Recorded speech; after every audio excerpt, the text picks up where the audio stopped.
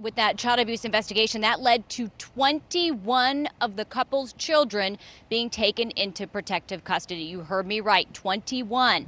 This is the home behind me. Police tell me that the ages range from 2 months to 13 years old, most of them babies and toddlers. And they say that the mom was able to furnish birth certificates showing she's the legal mom to all of these kids. As for the surrogates, they tell me they feel lied to and scammed.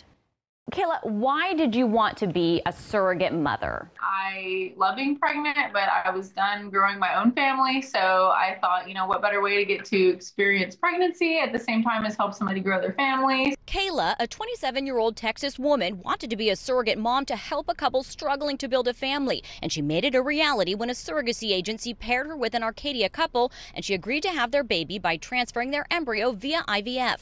All went well medically, and the baby was born March 13th. But 2 months later, Kayla learned the baby she carried was not with mom and dad. She is in a foster home. It was something I never would have expected to happen out of this journey. I mean, it's kind of worst case scenario, something that is almost unbelievable unless you're living it. That wasn't the only heartbreaking news. She also found the baby she carried wasn't the only one removed from the home. There was multiple other children taken. So yeah, it was devastating. Child after child. In fact, KTLA spoke to 3 other women who did not want to be identified that say they were all surrogate mothers to this same couple. The women say they were recruited by an agency called Mark Surrogacy and did not know they were all caring for the same people. 2 saying they were shown this same profile of the parents. Public records show Mark Surrogacy listed this Arcadia home as its address and also show it's where Sylvia Zhang lives. That is the woman these surrogates say they carried for. It's also where Arcadia PD says a child abuse investigation led them in May after Sylvia and her partner's baby ended up in the hospital with head trauma. Arcadia PD says they arrested the couple living in the home, legally the baby's mom and dad, Sylvia Zhang and Guo Jin Shan,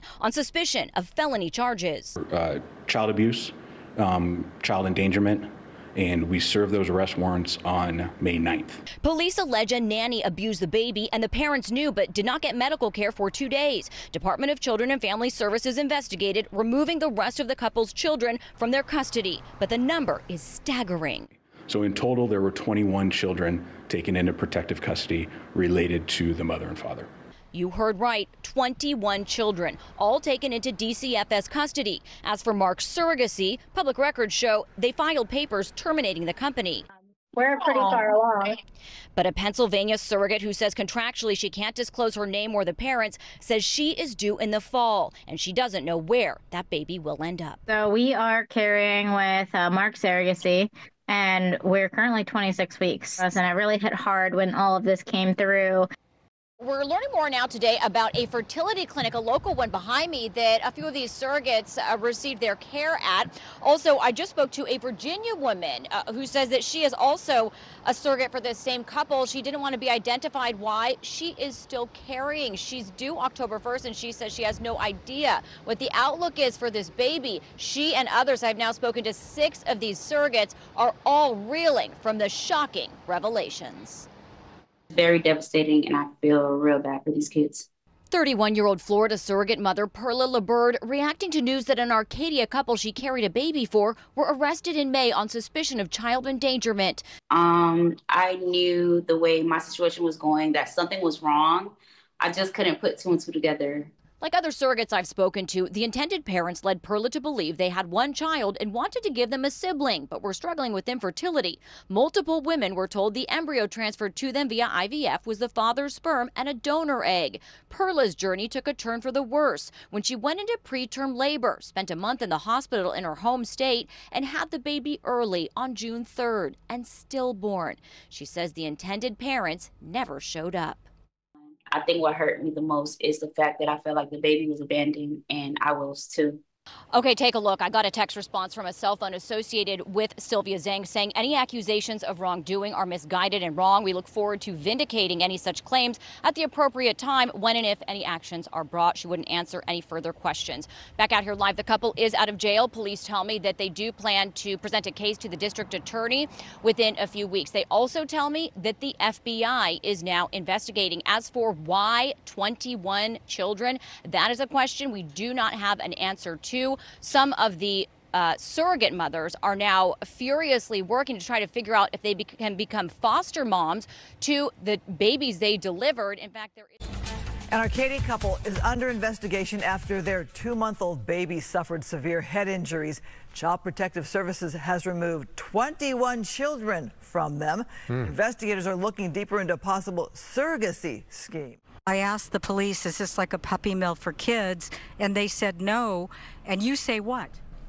I say it is. I feel like it's human trafficking for babies. Neighbors on quiet Camino Real Avenue in Arcadia were bold in their allegations against the people who live in this spacious house with gates. Wednesday, cars were parked in the driveway.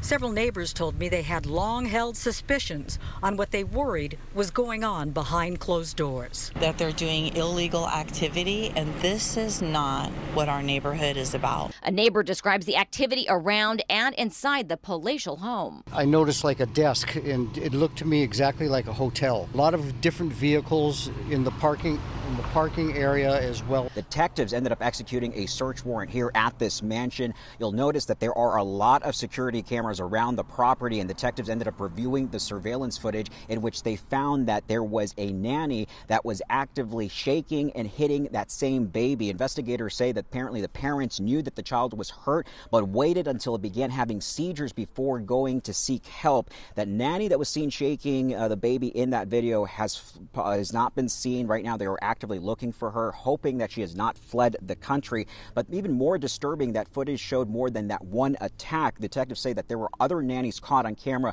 hitting and yelling at some of the nearly 24 children that lived at this home. Some of them were so young that they were not even able to walk. Neighbors told us that they also had seen kids being marched outside and being disciplined in lines in the backyard. Arcadia police and now the FBI are looking into the surrogacy agents to see what it was happening inside this home.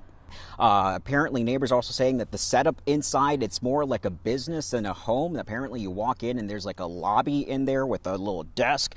There are also rows of cribs as well as rotating nannies in and out. We just saw in the last couple of minutes mattresses being hauled off the property here.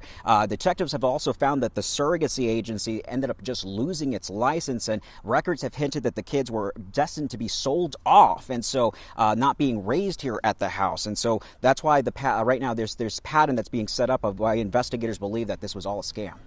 Many of 65-year-old Guo Junxuan and 38-year-old Sylvia Zhang's children have been born via surrogates, according to Arcadia police. We've looked at that video and determined that in addition to the one child that was admitted to the hospital, we believe that the remaining children inside that home, at least the younger children, were subject to emotional and physical abuse. We believe that the nanny who we got an arrest warrant for was solely responsible for the significant head trauma that the child received. The parents knew about these injuries and failed to do something for Police say all of the children have been placed in protective custody, and while public records show the business license for Mark's surrogacy was recently terminated, a pregnant surrogate tells me the agency continues to contact her. Tom? Emily